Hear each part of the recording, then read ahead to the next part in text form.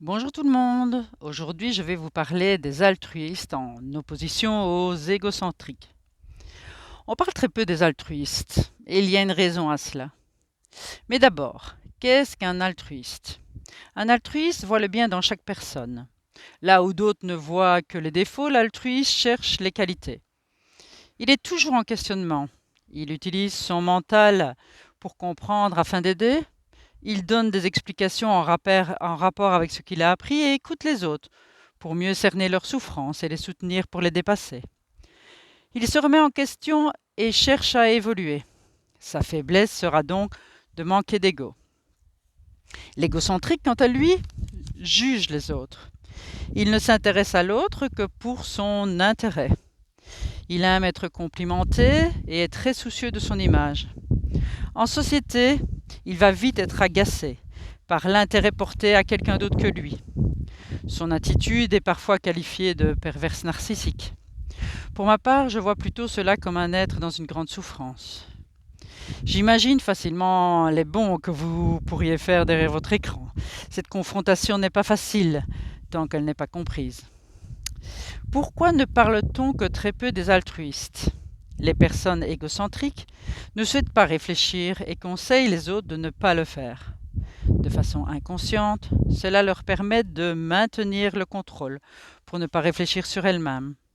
Les personnes altruistes ne veulent surtout pas être égocentriques, car pour elles c'est mal. Elles s'interrogent en permanence, contrairement à l'égocentrique.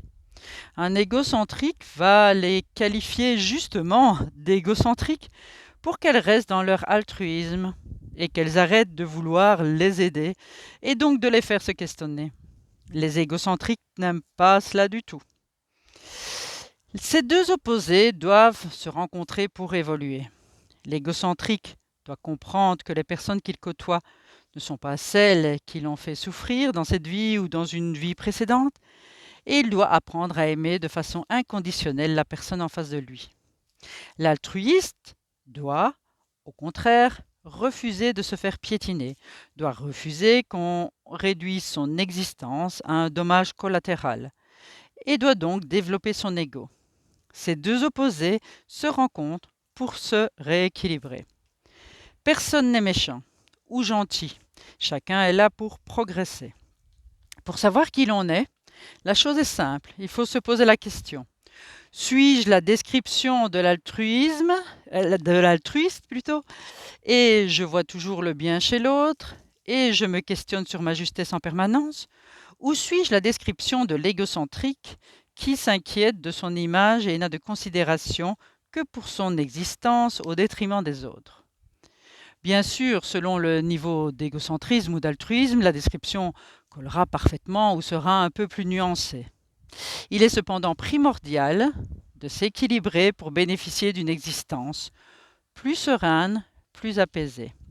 Je vous souhaite une excellente journée et j'espère que cette petite vidéo aura pu vous aider.